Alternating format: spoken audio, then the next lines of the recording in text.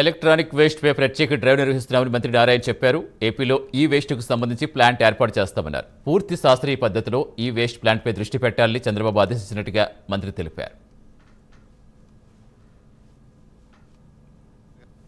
Electronic waste ఇప్పుడు అందరూ electronic waste కంప్యూటర్లు, ల్యాప్టాప్లు, సెల్ ఫోన్స్ వాడుతున్నారు.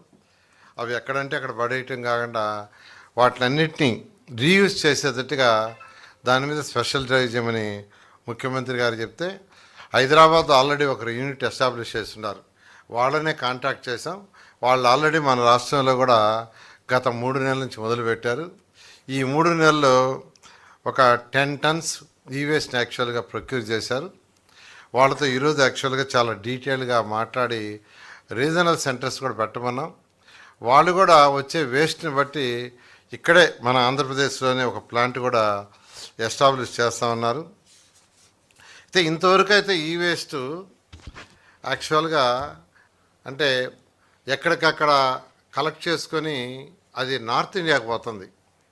అక్కడ సైంటిఫిక్గా దాన్ని వేరు చేసి దాంట్లో నుంచి ఎక్స్ట్రాక్ట్ చేయకుండా నాన్ సైంటిఫిక్గా చేస్తున్నారు.